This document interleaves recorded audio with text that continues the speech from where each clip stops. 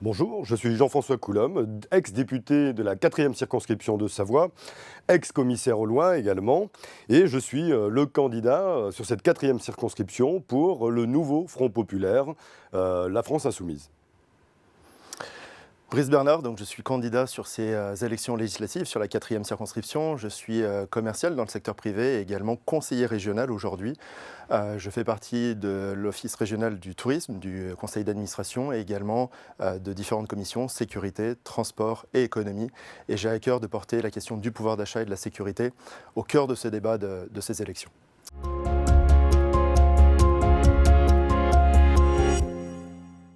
Un deuxième tour attendu sur la 4e circonscription regroupant les territoires de Chambéry, des Bauges et de la Comte de Savoie. Jean-François Coulombe, Brice Bernard, avant d'aborder les trois thématiques industrie et entreprise, agriculture et tourisme, je souhaiterais avoir un point de vue sur la répartition des votes sur le premier tour.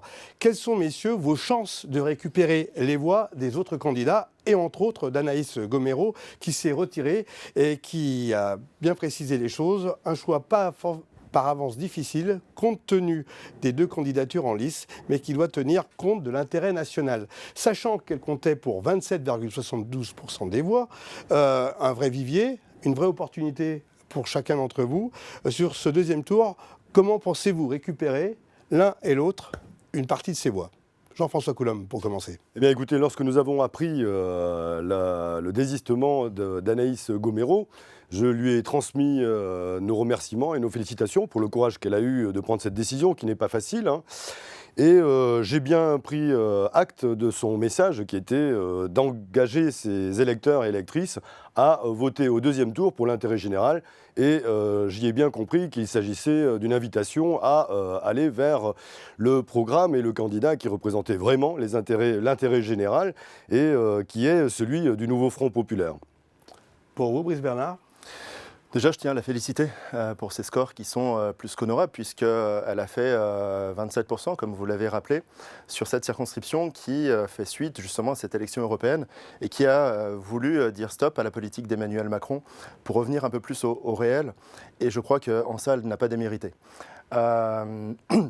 Je pense que dans son appel, quand elle dit qu'effectivement les Français, les Savoyards feront un choix en tous les cas sur la meilleure candidature pour porter les voix à l'Assemblée nationale, je pense qu'elle nous invite à faire le meilleur travail possible et être le plus respectable possible à l'Assemblée nationale, pas comme l'ont été les députés de la France insoumise, justement, puisqu'ils ont bordélisé l'Assemblée nationale, ils en ont fait un cirque, et je crois que nos élus ont été exemplaires, et je pense que son message nous était adressé. L'exemplarité dont vous parlez m'étonne un petit peu, parce que vous avez votre député, Édouard de Fournas, qui a traité quelqu'un en lui disant « retourne en Afrique ». Donc la bordélisation, si vous voulez, elle est peut-être à géométrie variable et le deux poids, deux mesures. Mais en réalité, vous savez, nous, on il y a peut-être un style qui ne vous plaît pas. Mais... On ne défend pas de fichier S. Alors, attendez, si vous allez sur ce terrain, moi je vais vous signaler un truc. Puisque Raphaël Arnaud aujourd'hui est soutenu par le NPA et soutenu par le... Vous savez très bien qu'en réalité, c'est une alerte qui est faite sur des gens sans qu'il n'y ait le moindre preuve. Et moi je vais vous dire, dans cette campagne, il y a pratiquement une cinquantaine des députés, des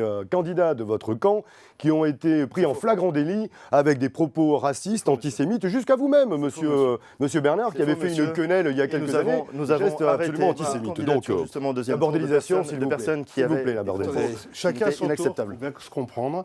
Allez-y, répondez, et on conclut sur cette thématique-là, mais chacun son avis, bien entendu. Les personnes qui ont eu des propos inacceptables durant cette campagne, nous les avons arrêtées, nous avons stoppé et nous ne soutenons pas la candidature. Vous, ce n'est pas le cas, monsieur. Et il y a plusieurs candidatures qui ont été compliquées, comme celle qui remplace, la personne qui remplace Rachel Garrido, la personne qui aujourd'hui est à Avignon, qui est fichée S, Raphaël Arnaud, qui tient des propos inadmissibles et d'ailleurs dont son groupuscule a fait des dégâts sur certains de nos militants. Donc faites-vous le travail sur vos candidats. Ce que je comprends, c'est que déjà sur ce premier thème, on n'est pas tout à fait d'accord. Du tout. Alors, on voudrait, sur Savoie News, rester sur le sujet de notre territoire, s'il vous plaît, messieurs, parce qu'en national, il se dit... C'est là qui intéresse les électeurs. Et c'est ce qui nous intéresse, nous, en tant que médias digital de proximité. Donc, merci de bien tenir ce sujet-là, et cet angle-là, dans les différents propos que nous allons échanger. Alors, justement, nous avons décidé de traiter trois sujets, puisque vous êtes le relais du terrain à l'Assemblée nationale, une fois que vous serez élu. Le premier sujet que nous avons choisi, c'est l'industrie et les entreprises. Notre territoire savoyard est riche.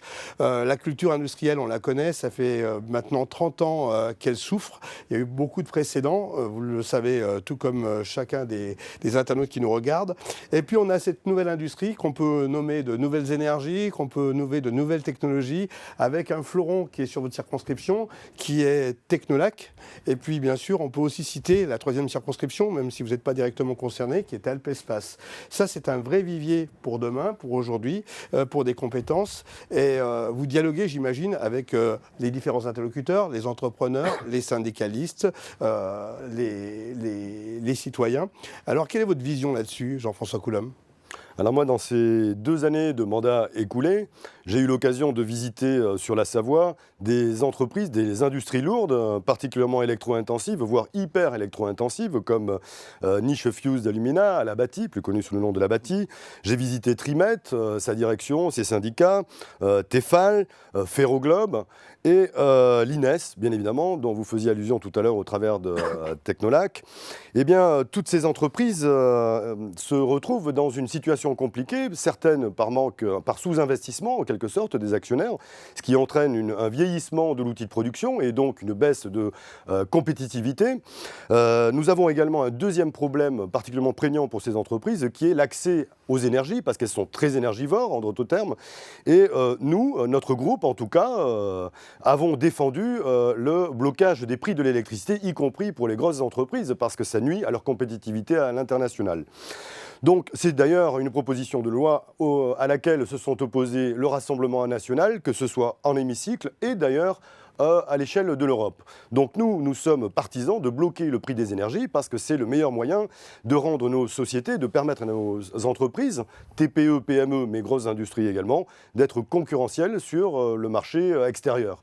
Et si je prends l'exemple, par exemple, de Niche Fuse d'Alumina, qui est une entreprise plus que centenaire qui fabrique du corindon, qui est un produit abrasif en quelque sorte, qui a énormément de débouchés possibles en termes technologiques, eh bien là aussi, le propriétaire, l'actionnaire, n'a pas réalisé les investissements dans la R&D nécessaires à pouvoir trouver de nouveaux débouchés, alors que nous pensions qu'il pouvait y avoir, par exemple, des applications dans les ustensiles de cuisine. Et là, on rejoint la problématique de Tefal, dont vous savez qu'elle est, elle est sous un risque, en quelque sorte, de voir son activité mise en péril à cause de l'interdiction des PFAS, que nous approuvons par ailleurs, mais vous voyez, c'est toute une logique globale qui nous permet en quelque sorte de créer des synergies entre les entreprises locales, les industries et les marchés, les débouchés à l'intérieur de nos frontières. Je tiens également à dire que nous avons un plan de restructuration industrielle dans notre programme du nouveau Front populaire, et ce dispositif nous permet de mettre fin à la dépendance de la France vis-à-vis d'autres industries à l'extérieur de nos frontières, en relocalisant en quelque sorte des entreprises qui sont d'un intérêt stratégique pour l'industrie française. Et je voudrais terminer aussi en signalant que du côté du Rassemblement national, j'ai entendu Marine Le Pen il y a quelques jours qui avouait qu'elle ne savait pas qui elle mettrait comme ministre de l'économie. Et ça, c'est quand même quelque chose d'absolument incroyable de se dire que dans un mouvement qui prétend gouverner la France, on n'a pas les compétences nécessaires pour disposer à l'intérieur de son propre groupe de compétences techniques qui permettent d'avoir un ministre de l'économie. Brice Bernard ? C'est faux, monsieur. Et par rapport à votre groupe, nous ne mettrons pas des amoureux du Cuba ou du Venezuela comme ministre de l'économie. Vous me parlez. Sur cet aspect de l'industrie, et même, je dirais, au-delà de l'entreprise, de l'artisanat, des TPE qui font aujourd'hui la richesse de nos territoires, c'est vrai que les entreprises vont mal, il y a de plus en plus de défaillances et on est sur un pic d'ailleurs de défaillances d'entreprises. Et je crois qu'en tant qu'élus, nous devons les soutenir en lien justement, comme vous l'avez dit, avec les chambres syndicales, avec la chambre de commerce et d'industrie, avec la chambre des métiers et de l'artisanat. Et depuis que je suis au conseil régional, je vais régulièrement à la rencontre de ces différentes chambres pour leur apporter déjà mon soutien et puis leur proposer justement les différentes aides que la région peut proposer à ces entreprises pour essayer des fois sur des investissements de les aider. Et là-dessus, on apporte quand même pas mal d'aides, de propositions et d'aides. Globalement, aujourd'hui, demain, si je suis élu, je favoriserai la promotion des filières d'apprentissage. Parce que c'est ce qui permet aux jeunes aujourd'hui de trouver des filières d'avenir et surtout sur des secteurs stratégiques ou des secteurs en tension sur lesquels on a besoin de cette jeunesse qui se forme pour aller chercher des métiers spécifiques et surtout dans l'industrie. Après, M. Coulombe en a parlé à juste titre, il y a des entreprises aujourd'hui qui délocalisent alors qu'elles font du bénéfice et je pense entre autres à Ferropem. Et la situation n'est pas du tout normale. Ces entreprises utilisent énormément d'électricité et on doit être un soutien justement là-dessus, sur la partie économique. Et le Rassemblement national propose justement de faire baisser les charges sur l'électricité puisqu'on réduit la TVA sur l'énergie, sur tout type d'énergie d'ailleurs, de 20% à 5,5%, aussi bien d'ailleurs pour les particuliers que pour les entreprises. Mais quand une entreprise comme Ferropem qui utilise l'électricité, la consommation électrique d'une ville comme Grenoble, oui, effectivement, qui utilise l'électricité comme la ville de Grenoble, le potentiel, le coût électrique est astronomique pour cette entreprise. Donc on doit faire des actions dessus. Emmanuel Macron ne l'a pas fait. Vous avez manifesté, vous n'avez malheureusement rien pu faire contre la fermeture de Ferropem. Demain, aux responsabilités, nous ferons tout effectivement pour sauvegarder nos entreprises. Bon, je suis à nouveau très étonné que vous, du jour au lendemain, changiez de point de vue et que désormais vous êtes pour le blocage des prix de l'électricité. Mais je comprends que vous, votre dispositif consiste à supprimer la TVA. Eh bien, il faut en parler parce que pratiquement toutes les solutions économiques du programme du RN, c'est de supprimer la TVA et ce que eux appellent les charges sociales. De baisser la TVA. Les charges sociales, baisser la TVA, les charges sociales. Alors, la baisse de la TVA, qui est une ressource pour le budget de l'État, eh bien, ça signifie ni plus ni moins que d'affaiblir la puissance publique et le budget de l'État. Alors, vous allez certainement faire des économies par ailleurs pour compenser sur les services publics, sur les hôpitaux, l'école, etc. Mais si, certainement, ce sera le même programme qu'Emmanuel Macron. Sur ce que l'on donne à l'Union européenne, sur l'aide médicale d'État. On comprend très bien. D'accord, c'est quand même rock'n'roll d'équilibrer les comptes de l'État. On le voit, quel que soit d'ailleurs. Pas du tout. Alors, donnez vos solutions. Nous avons un programme qui a été chiffré, qui est parfaitement chiffré et dont l'équilibre budgétaire a été validé par les plus grands économistes, y compris des prix Nobel. Mais est-ce qu'il suffit du NPA, je finis mon développement et vous exprimerez après. Mais ça veut dire que nous savons où aller chercher l'argent. Nous avons des super profits qui ont été réalisés. On parlait par exemple de l'agro-industrie, où nous avons des super profits dans des entreprises comme Lactalis, par exemple, ou de la grande distribution qui a engrangé des profits phénoménaux, ou Total qui a jamais gagné autant d'argent. Eh bien, nous savons où aller le chercher, cet argent, pour pouvoir financer toutes ces dispositions qui permettent justement, et vous n'en parlez pas finalement, aux TPE, PME, de pouvoir fonctionner parce que nous avons un projet qui consiste à augmenter le pouvoir d'achat, c'est-à-dire à augmenter la demande. C'est un programme keynésien en quelque sorte. Et augmentant la demande, eh bien, nous allons relancer l'économie de ce tissu profond de l'économie française par la consommation pour les TPE et les PME. Le pouvoir d'achat, c'est un peu votre combat commun, j'ai l'impression, à vous écouter dans les différentes... On n'a pas la même façon d'y répondre. Mais on est bien d'accord. Mais à un moment donné, qui paye? Parce que le pouvoir d'achat, si on augmente le SMIC, c'est très bien. Si vous voulez, augmenter les personnes qui ont des compétences et qui sont... Je veux juste répondre sur le blocage de l'énergie. Dans votre mouvement, il y a des personnes qui sont contre le nucléaire. Comment vous voulez sauvegarder nos industries si vous êtes contre le nucléaire? L'électricité, la moins chère, n'est pas le nucléaire. On s'est battu contre Emmanuel Macron justement pour qu'il puisse remettre le parc nucléaire en route. C'est en cours, c'est enfin d'actualité. Mais dans votre parti, dans votre mouvement, il y a des gens qui sont totalement contre le nucléaire. Nous sommes un mouvement multiple. Il y a effectivement les Verts, il y a les communistes, les socialistes, et nous avons des points de vue différents. S'il vous plaît, dans votre mouvement, il y a des gens du NPA qui veulent aujourd'hui séquestrer les patrons. Comment vous allez relancer l'économie avec des gens aujourd'hui qui veulent séquestrer les patrons? Je suis désolé, Monsieur Poutou, c'est précisément les mots qui... Voilà, vous allez me prendre... Il est au deuxième tour aujourd'hui. Vous savez, en matière d'économie... La Savoie, messieurs, si vous plaît. Revenons à la Savoie, vous avez raison. Je voudrais aussi rebondir sur la partie emploi. Oui. Alors on a un taux de chômage qui est extrêmement bas en Savoie, même s'il y a encore quelques petits soucis là-dessus. On a plus besoin dans les entreprises de compétences, de pertinence, que de trouver finalement du job pour les chômeurs. Finalement, on ne trouve pas les emplois. Beaucoup d'entrepreneurs. Qu'est-ce que vous dites à ça? Oui, tout à fait. On a une difficulté dans certains milieux, dans certains domaines. On prend par exemple le domaine de l'agriculture. Les viticulteurs, par exemple, aujourd'hui, ont beaucoup de mal à... On parlera d'agriculture tout à l'heure, c'est notre deuxième thème. Vous parlez de l'industrie. Toujours. Il faut rendre les employés attractifs et nous avons au cœur de notre programme, dans le cadre de l'urgence sociale qui nous apparaît comme prioritaire par rapport à toute autre des urgences. Il y a bien évidemment l'urgence écologique, il y a l'urgence démocratique, mais l'urgence sociale est prioritaire. Et nous avons l'intention d'indexer les salaires sur l'inflation, nous avons l'intention de remonter le SMIC à 1 600 €, et là je peux vous dire qu'il va y avoir de nombreux emplois qui vont trouver des preneurs, parce que ça permettra à ceux qui les pourvoient de vivre dignement de leur métier. Parce qu'aujourd'hui, on a beaucoup de gens, et des femmes en particulier, il faut en parler, qui touchent à, salaire, à compétences et diplômes équivalents 25% de moins que les hommes. Donc vous comprenez qu'il y a quelque chose à faire dans ce domaine pour rendre les métiers attractifs, et pour retrouver des emplois pourvus. Brice Bernard, vous avez quasiment 2 minutes de retard ou d'avance, peu importe. Est-ce que vous voulez rebondir et conclure sur ce sujet? Alors, il faut qu'on puisse développer sur les filières d'avenir. Il faut qu'on puisse développer la valorisation de ces filières, justement, auprès des jeunes. Et on a des outils qui sont formidables, comme à la mode Servolex, sur l'industrie, justement, avec, encore une fois, des outils qui permettent un très bon accueil aux jeunes qui veulent travailler dans les métiers de l'industrie. J'ai visité, il y a 2 mois de ça, des structures qui sont bien faites et qui permettent justement de flécher sur les métiers dont on aura besoin. Encore une fois, on parlait de nucléaire et je pense que là-dessus, il y a fort à faire parce qu'on a asséché la filière du nucléaire. Aujourd'hui, une centrale, c'est une petite ville et si on n'apporte pas tous les métiers, la centrale ne peut pas fonctionner correctement.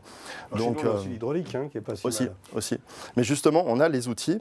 Moi, je l'ai proposé plusieurs fois au conseil régional qu'on puisse flécher vers ces métiers-là parce qu'à la fois, ils sont rémunérateurs et en même temps, on ne les met pas assez en avant. Aujourd'hui, on préfère parfois des filières un peu plus littéraires ou un peu plus scientifiques. Mais ces filières-là ont besoin aujourd'hui, ils recrutent effectivement, et on a besoin de mettre les jeunes en avant sur ces filières-là. Vous ne parlez pas trop de l'hydraulique et de photovoltaïque, qui est quand même un sujet important sur notre département. Le photovoltaïque, moi je l'ai défendu au conseil régional, surtout avec Photowatt qui construit, qui fait des panneaux solaires dans notre région, sur Bourgoin-Jallieu. Et d'ailleurs, je trouve ça inadmissible que les panneaux solaires aujourd'hui de la région, par exemple, viennent de Chine et pas d'ici en local.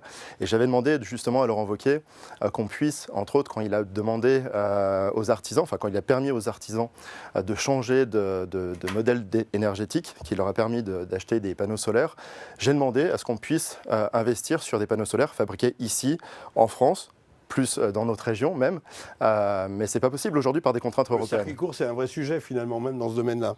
Alors moi je pense que c'est une incantation ce que vous faites, parce que la réalité, vous voyez, on vient d'évoquer les centrales hydroélectriques. Moi j'ai visité la centrale du Chéla et j'ai visité la centrale de la Bâtie. Ces 2 usines de production électrique sont particulièrement vertueuses parce que l'hydroélectrique, c'est un des modes de production électrique les plus vertueux. Surtout lorsqu'elles sont équipées du dispositif STEP qui permet, dans les moments où il y a un creux de consommation, de remonter avec l'énergie produite l'eau qui est descendue pour la conserver en quelque sorte comme potentiel de production. Eh bien, là aussi, vous n'êtes pas très honnête parce que la réalité, c'est que tous les modes de production doux, vous ne les protégez pas. À l'Europe, par exemple, lorsque l'Europe a fait cette injonction à la France de libéraliser le marché et de privatiser les moyens de production hydroélectrique, eh bien, vous ne vous y êtes pas opposés, tandis que nous y sommes fortement opposés. C'est une valeur locale qu'il nous faut absolument garder comme une forme de souveraineté énergétique dans notre département. En tout cas, si je reviens, excusez-moi, je termine quand même sur les énergies renouvelables. Vous vantez le photovoltaïque, et moi aussi je suis pour le photovoltaïque, mais la réalité... On en parle. Et surtout le nucléaire. Surtout le nucléaire, ça on l'a bien compris. Vous voulez faire 20 centrales en quelques années. Bon. L'énergie la plus décarbonée qui existe. Oui, parfait. Mais regardez, les éoliennes, eh bien, le mouvement de monsieur s'y est opposé et on a eu une bataille âpre à l'Assemblée nationale pour promouvoir l'éolien, mais bien sûr, pas chez nous. Est-ce que vous voulez des éoliennes dans les Bauges, monsieur Coulombe? Eh bien, s'il en faut, on peut en mettre quelques-unes. Ce sera toujours... Pour moi, ça sera non. Les générations futures pourront plus facilement se débarrasser de pylônes éoliens. Qu'est-ce que vous faites des pales d'éoliennes, monsieur Coulombe? Et puis, on les enterre dans votre jardin, les pales d'éoliennes, monsieur Coulombe? On va conclure ce premier sujet parce que le temps passe très vite. Ouais. Et on a bien compris que là aussi, vous avez des points de vue très divergents. Deuxième sujet que nous allons aborder tout de suite, c'est l'agriculture. Alors, pour casser un peu le rythme de ce débat, je vous propose de retrouver le témoignage du président des jeunes agriculteurs de Savoie, Alexandre Tassion, qui voulait vous donner sa position et vous faire part de sa remarque. Donc nous, JA 73 ainsi que la FDSA des Savoie, nous avons envoyé un communiqué de presse auprès de tous les candidats aux législatives Donc au vu du timing un peu court avant le premier tour, nous avons préféré envoyer ce communiqué pour leur faire part de nos amendements qu'on souhaitait et de pouvoir les rencontrer une fois élus pour pouvoir faire un travail concret. Donc aujourd'hui, nos filières elles ont fait un travail collectif sur la rémunération du prix du lait par le biais des AOP, IGP et signes de qualité. Donc il faut garantir ce prix et le maintenir. Voilà. Ensuite, où c'est qu'on a des problématiques aussi, c'est sur tout ce qui est bruxellose, problématique du loup, la cohabitation entre les riverains, l'environnement. Ce qu'il va falloir faire, c'est suivre les exploitations dans l'aide à la transition écologique, notamment pour l'environnement. Et puis ici aussi, il y a l'installation des jeunes, où c'est que c'est compliqué avec la lourdeur administrative. Et aujourd'hui, les jeunes ont du mal à appliquer ces lourdeurs administratives. Et il faudra aussi notamment essayer de suivre les jeunes dans leur installation et dans la transmission des exploitations, car aujourd'hui ça a un coût et les jeunes ont du mal. Précision, messieurs, ces interrogations sont posées à toutes les circonscriptions. Donc on va s'intéresser à la vôtre. Qu'est-ce que vous voulez répondre à Alexandre Tassion? Alors vous avez un petit peu d'avance, on va peut-être demander à Brice Bernard de commencer sur le sujet. Moi je dis déjà à Alexandre que leur métier est un métier formidable. C'est un métier formidable et ça fait partie des métiers les plus nobles finalement, puisqu'ils nous nourrissent. Ils travaillent la terre jour et nuit, ils ne comptent pas leurs heures. Et je les ai vus, moi, pendant les blocages et sur le péage de Chignin. J'ai vu leur détresse, leurs difficultés. Je les porte. Quelles sont les solutions que vous voulez apporter? Justement, je les porte au Conseil régional, ces solutions, et je les porterai à l'Assemblée nationale si je suis élu. C'est surtout sur la concurrence déloyale. Aujourd'hui, on a des producteurs de noix, pas très loin d'ici, qui se font envahir avec la noix du Chili, la noix de Californie. D'autres, des producteurs de miel, pareil, avec l'Europe de l'Est, la Chine, qui importe du miel transformé. Et je crois qu'il faut être un rempart face à ces concurrents aujourd'hui qui font preuve sans foi ni loi d'agressivité de plus en plus sur ces productions locales. Nous, ici, en Savoie, on a la chance d'avoir des AOP, on a la chance d'avoir une transformation des matières premières. C'est ce qui nous permet de nous en sortir peut-être un peu mieux que d'autres régions. Tout à fait. Et quand vous êtes en zone Beaufort, vous le voyez tout à fait. Ceux qui sont juste à côté, par contre, subissent ce genre de choses. Dans les questions posées, restons sous les questions posées par Alexandre. Rémunération du lait, problématique du loup, cohabitation avec les riverains, l'aide à la transition écologique, l'installation des jeunes. Là, c'est son sujet à lui et il est directement lié à l'ensemble des jeunes agriculteurs qu'il côtoie au quotidien. Oui, donc je vais répondre directement à l'interpellation du président de la FDSEA 73. C'est que moi, je vis dans un territoire dans lequel il y a beaucoup de producteurs de lait. Producteur d'un lait qui sert à faire ce fromage merveilleux qui s'appelle la Tome des Bauges et qui a fêté ses 20 ans d'AOP il y a quelques mois. J'ai participé à cet événement et nous avons discuté du prix d'achat du lait. Et figurez-vous que lorsque les agro-industriels comme Lactalis rémunèrent les agriculteurs, les producteurs de lait aux alentours de 35 centimes, eh bien pour une AOP comme la Tome des Bauges, eh bien on est plutôt aux alentours de 55 centimes. Et on monte même, lorsque par exemple on a des estives à Naves pour la production de Beaufort, à pratiquement 1 € le litre de lait. Donc vous voyez, on peut payer dignement les producteurs de lait si on le veut. Eh bien pour cela, nous avons dans notre programme un dispositif pour rémunérer d'un prix plancher les agriculteurs sur leur production. Et ça, c'est tout à fait possible, bien évidemment. Mais comment cela se finance-t-il ? Eh bien, cela se finance en bloquant les prix ensuite des grandes surfaces et en taxant les super profits des agro-industriels et de la grande distribution. Et tout ceci relève de la même logique, en quelque sorte. Il faut que les gros, dans les entreprises, cotisent au niveau auquel ils peuvent pour aider les petits. La pression, pourtant, l'a déjà donnée aux grandes surfaces, que vous dites. Avec la loi Egalim, elle n'a pas fonctionné parce qu'en réalité, elle n'a pas un côté contraignant suffisant. Et donc, cela n'a pas fonctionné. Donc, nous, si vous voulez, plutôt que de mettre des dispositifs comme Egalim très sophistiqués mais qui sont inopérants, nous souhaitons avoir des prix rémunérateurs minimum pour nos jeunes agriculteurs notamment, parce qu'aujourd'hui c'est difficile pour eux d'acquérir du foncier, hein, il y a une prédation sur le foncier par les gros, c'est difficile ensuite, ça a été dit, de cohabiter parfois dans des zones périurbaines, puisque la ville s'étend de plus en plus.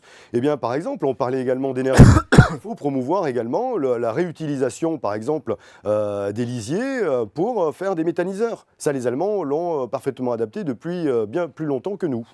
Et il faut permettre aussi aux viticulteurs de pouvoir lutter efficacement contre la grêle. Et ça, je crois que votre groupe est totalement contre, en tous les cas, les différents ballons. Contre la grêle. Les différents moyens, les différents ballons, les différents moyens, justement, pour lutter contre la grêle. Oui, mais enfin, bon, là, c'est des mesurettes, soyons sérieux. On est en train de s'adresser à des milliers de personnes. Je les ai vus au premier tour. Vous avez été demandé, Alexandre, si vous me permettez, c'est problématique du loup, la cohabitation avec les riverains, l'aide avec la transition écologique. Là-dessus, pour l'instant, mais pas sur la circonscription, nous avons Saint-Pierre-d'Albigny jusqu'à Cruet, et des viticulteurs, justement, m'ont interpellé. Je suis allé les voir lors du premier tour, et ils m'ont dit qu'il fallait effectivement déverrouiller les mesures justement pour lutter à la fois contre le gel et contre la grêle. Et force est de constater en tous les cas que les écologistes sont totalement contre toutes ces mesures. Donc moi je veux garantir la qualité du vin savoyard et en tous les cas je serai à leur côté pour demander au préfet et pour demander justement à l'Assemblée nationale qu'on puisse lutter contre ces problématiques d'aléas climatiques. Un mot sur la transition écologique pour les agriculteurs. Je vois que au niveau timing vous êtes... toujours un peu avancé d'une petite de 2 minutes. Vous savez, les agriculteurs aiment la terre, c'est ce qui les fait vivre. Et moi, je me remets à eux sur la façon dont ils traitent leur terre. Vous savez, il y a beaucoup d'agribashing, concrètement, qui dit que les agriculteurs aujourd'hui utilisent tout et n'importe quoi comme produit. Moi, je souhaite qu'on avance sur effectivement l'utilisation de produits plus sains, forcément. Et je parle entre autres du glyphosate. Mais aujourd'hui, force est de constater qu'il n'y a pas d'autre moyen pour continuer à traiter correctement les cultures. Donc je les accompagnerai pour pouvoir changer de modèle, mais après j'ai totalement confiance en eux pour savoir ce qu'ils font de leur terre. Complément d'information de votre côté sur l'aide de la transition écologique. Oui, en attendant, on n'a pas parlé encore. D'accord, ben, rapidement, mais en attendant l'abolition de la grêle, comme le prône le Rassemblement national, nous sommes... Il faut lutter contre, monsieur Coulomb. Ben oui, il faut lutter contre, voilà. Ça n'a pas été vraiment le sujet abordé. Non, mais moi je vais vous dire, par exemple, on parlait des viticulteurs. Eh bien moi j'ai rencontré effectivement des viticulteurs à Saint-Pierre-d'Albigny qui me disent, nous on a un autre souci. C'est que pour fabriquer du vin, eh bien, il faut d'abord le vendanger. Il faut vendanger le raisin. Et on a un souci parce que effectivement, là on revient à la même problématique. Vous voyez que tout est lié et forme un ensemble cohérent, global. C'est qu'on a du mal à recruter. Alors, qui arrive-t-on à recruter chez les viticulteurs pour vendanger? Eh bien, des personnes qui sont par exemple en situation de migration, des personnes d'origine étrangère qui viennent et qui cherchent du travail, mais que malheureusement, la loi Asile et Immigration empêche de régulariser, parce que figurez-vous que ce n'est pas un secteur prioritaire en Savoie, d'après la loi Asile et Immigration, la viticulture n'est pas un secteur prioritaire pour pouvoir accorder des titres de séjour à toutes ces personnes qui viennent et qui peuvent aider largement notre agriculture, notre petite agriculture familiale, avec de la main-d'œuvre qui est absolument nécessaire, parce que l'agriculture, c'est beaucoup de main-d'œuvre, voyez-vous. Et nous prenons effectivement un accès au bio qui, lui, est très producteur d'emplois et de métiers. Voilà. Donc sur la problématique du loup, sur la cohabitation avec les riverains, vous n'avez rien à dire ou vous voulez rajouter quelque chose? Parce que c'est un sujet qu'on n'a pas eu le temps d'aborder. Sur la problématique du loup, moi je pense qu'il faut aujourd'hui un contrôle plus strict des têtes, des meutes de loups. Je serais favorable à une forme de stérilisation aujourd'hui pour contrôler la masse d'émeutes qui agissent sur nos territoires et qui font subir à des exploitations aujourd'hui, surtout sur les ovins, des pertes immenses. Parce que quand une bête se fait attaquer, c'est l'ensemble d'un troupeau qui est impacté. Et je peux vous dire, pour avoir rencontré plusieurs éleveurs, entre autres sur Arèche, qu'ils étaient en grande difficulté justement face à ça, parce qu'il y a énormément de fausses couches, il y a énormément de traumatismes derrière une attaque de loup. Et je pense, moi je suis contre l'abattage du loup et les tirs sur le loup, mais je pense qu'en maîtrisant la population, on peut arriver à faire cohabiter à la fois le loup et les exploitations agricoles. Bien, en attendant un plan massif de stérilisation des loups, Moi, je préconise tout simplement, là aussi, vous allez voir, on retourne à la même logique, qu'il y ait de la main-d'œuvre. La main-d'œuvre, c'est des bergers pour encadrer des troupeaux qui sont parfois immenses. Et effectivement, un seul berger pour 1000 têtes, quand on prend l'agneau de Sisteron, par exemple, vous voyez bien que ça rend compliqué la maîtrise, on va dire, des mouvements du loup. Eh bien, on a plusieurs solutions pour ça, qui sont avec les technologies dont on dispose. Ça peut être des drones, ça peut être des chiens, bien évidemment. C'est une solution beaucoup plus ancestrale, mais tout aussi efficace, et des bergers. Donc voilà comment nous pouvons encadrer ces problématiques-là. Messieurs, nouveau sujet. Le tourisme, les enjeux de demain, c'est de maintenir notre PIB sur cette activité qui est essentielle pour l'ensemble des Savoyards, avec notre marché des vallées. Et bien sûr, quelques questions se posent sur le développement durable, sur les changements climatiques. Et puis, on a ces grandes stations de Tarentaise qui nous amènent une clientèle internationale. Mais dans votre secteur, dans votre circonscription, il y a les Bauges, où on se pose beaucoup de questions. Un syndicat mixte est en place, justement, pour essayer d'aller vers les 4 saisons. Quel est votre point de vue sur ce sujet ? Vous êtes un petit peu en retard au niveau timing, on va commencer par vous. Moi je pense qu'effectivement le développement du 4 saisons c'est un modèle économique vertueux puisque aujourd'hui on ne peut pas compter sur les aléas climatiques, savoir s'il y a le plus ou moins de neige sur les Bauges. Quel est votre contenu à vous ? Moi vous savez il y a des investissements qui ont été faits entre autres aux Aillons pour développer le tourisme de pleine nature. Je suis totalement favorable. Tout ce qui permet l'été de bien vivre, de bien respirer en montagne et valorisé par des investissements précis, que ce soit sur les cours d'eau, sur les lacs, justement ce tourisme en pleine nature. On a un parc naturel juste au-dessus de Chambéry et il faut pouvoir investir pour que justement il y ait plus d'activité l'été. Mais plus globalement, même réfléchir à des investissements pour la 4 saisons, pour faire venir pourquoi pas des entreprises même sur du bien-être, sur ce genre de choses, ou pour que les personnes âgées puissent aussi retrouver un peu de calme avec ce côté chambérien qui des fois est peut-être un peu étouffant. Mais je ne parlerai pas que des Bauges, je parlerai aussi de Chambéry. On a une ville d'art et d'histoire, de patrimoine, et je pense qu'il faut mettre ce patrimoine en valeur. C'est une ville historique, vous l'avez rappelé. Les touristes filent vers nos montagnes. J'aimerais bien qu'ils s'arrêtent un peu plus justement sur Chambéry, donc je serai force de proposition justement pour mettre en avant notre patrimoine chambérien. Et pour vous, Jean-François Coulombe ? Comme j'ai un peu de retard, il faut que je sois plus synthétique, je crois comprendre. En effet, on est face à un réchauffement climatique qui fait qu'en plus, sur les sommets de notre département, eh bien, on a un effet du réchauffement climatique qui est encore plus important, puisque le GIEC pense qu'en France, sur les massifs alpins, on va avoir plus 4 degrés de réchauffement climatique à l'horizon 2100. Donc on se rend bien compte que là, on a un modèle qui est condamné maintenant, sans plus aucun doute, au point que la Cour des comptes, qui a analysé le fonctionnement de nos plus grandes stations de ski, conclut que nous n'avons pas assez anticipé cette mutation de nos stations vers le tourisme des 4 saisons, donc on a pris du retard.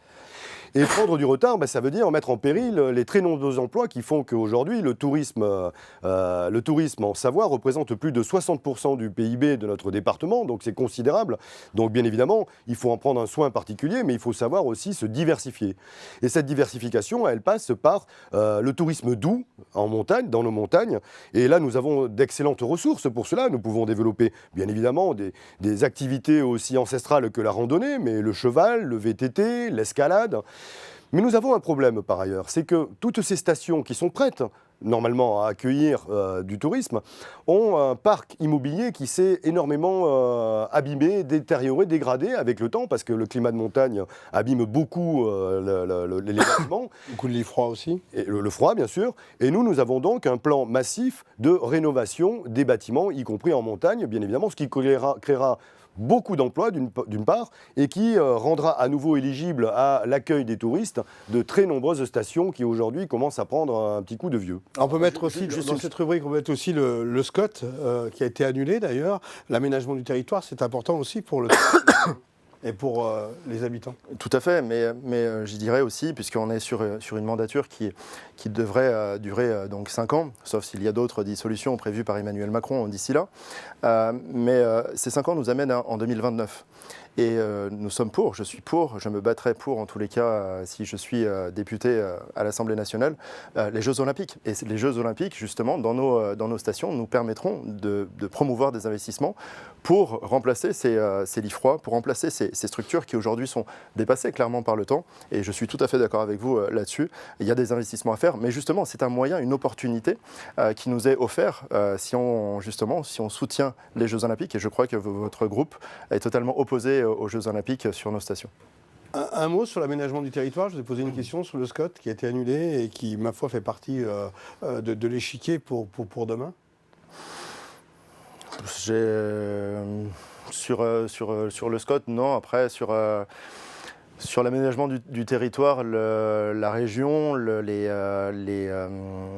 comment ça s'appelle, mince, j'ai mangé le mot.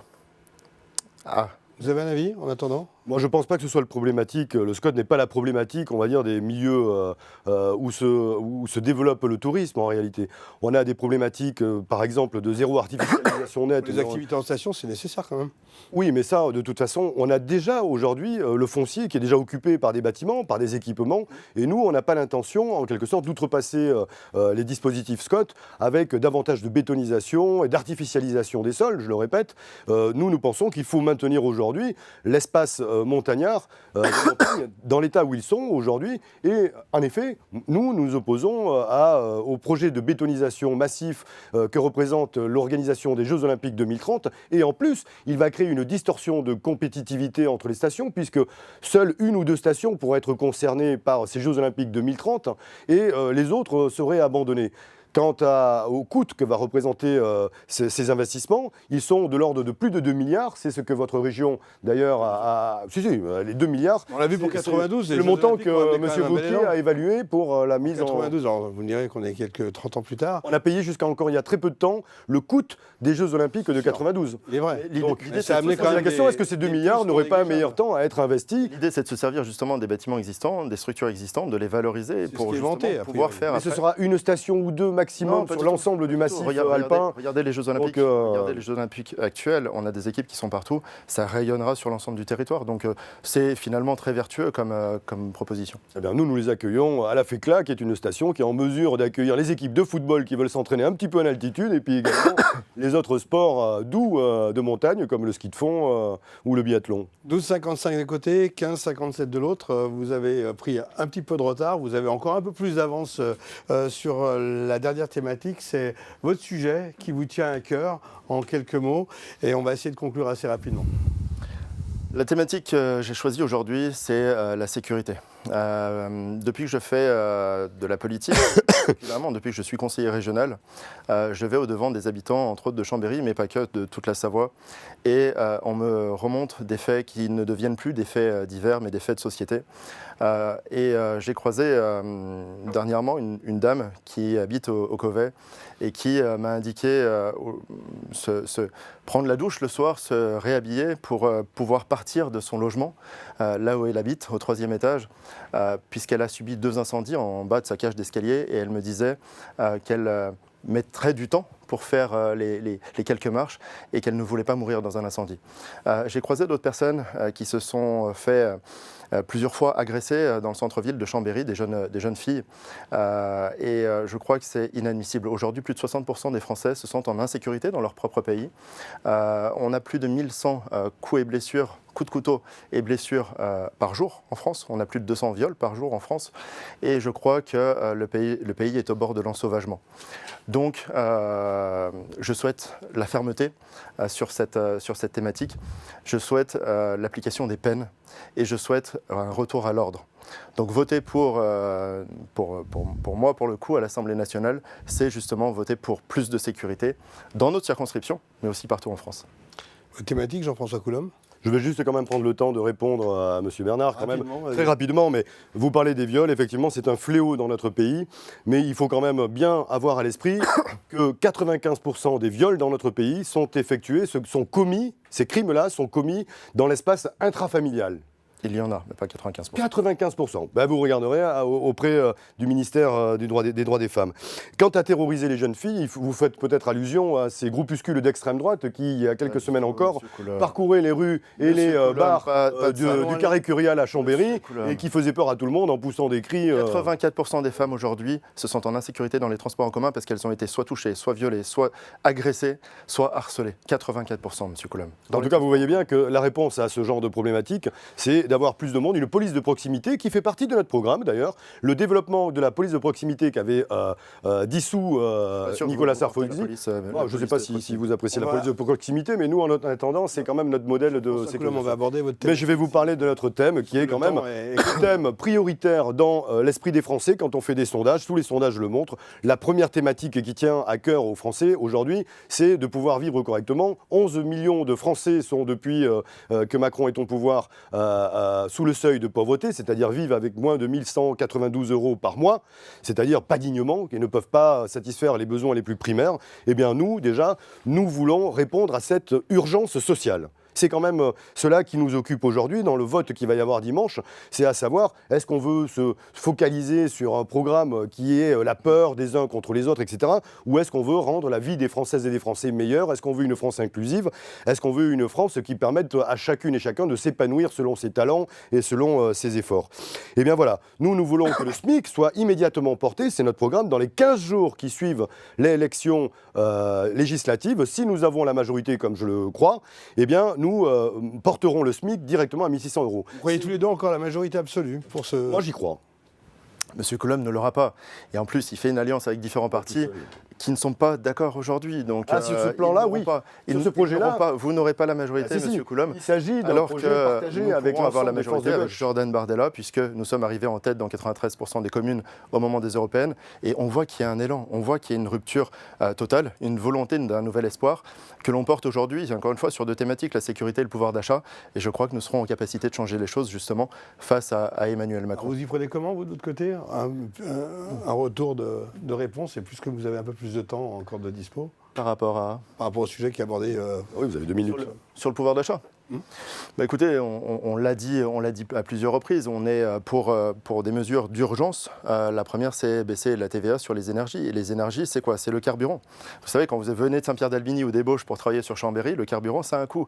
Et sur 50 litres, c'est 15 € de prise en charge immédiatement. Donc sur un mois, ça fait déjà tout de suite une différence. Deuxième... Donc changer la taxe, parce que le carburant est très taxé. Oui, non mais changer la TVA sur le carburant justement. Ensuite sur l'électricité. L'électricité, si vous avez un appartement ou une maison, c'est un coût aussi qui est énorme tous les mois. Si vous baissez de 20% à 5,5, ce coût il est en direct chaque mois justement dans le bénéfice des Savoyards. Et puis troisième point, on lancera justement une incitation envers les chefs d'entreprise pour augmenter les salaires jusqu'à 10% avec une réduction, sans charge patronale sur les 10% d'augmentation de salaire. C'est-à-dire vous détruisez la sécurité sociale puisque c'est les cotisations sociales. On ne change rien sur ce qui est déjà vous avez les éléments de langage du patronat. Les charges sociales ne sont pas des charges sociales. L'équilibre au niveau de l'État, au niveau des finances, comment vous le voyez puisque vous avez un peu d'avance? Dans un premier temps, ces mesures sur la TVA, ça coûte 12 milliards d'euros. Il y a une contribution aujourd'hui qu'on donne à l'Union européenne, on veut la réduire.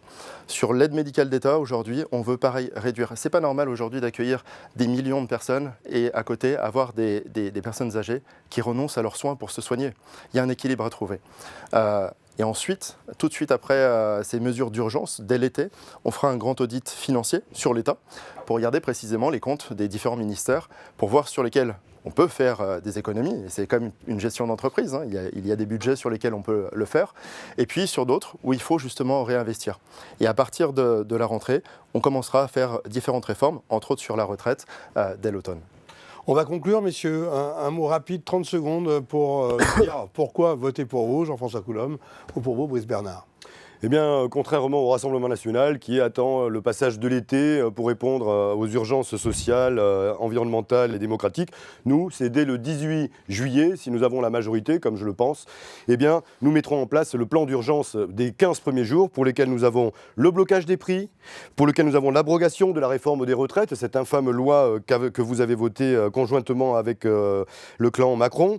Nous porterons le SMIC à 1 600 €, nous réparerons les services publics, et puis je vais parler de l'école écoles en particulier, parce qu'il y a beaucoup de soucis dans notre circonscription. Si vous aviez rencontré des collèges, des lycées et des écoles, vous auriez vu qu'on a un problème aujourd'hui de coût pour les parents, des études, de la cantine, du coût des transports, du coût des équipements scolaires. Eh bien, nous les rendrons parfaitement gratuits. Ça fait partie de notre programme des 15 premiers jours.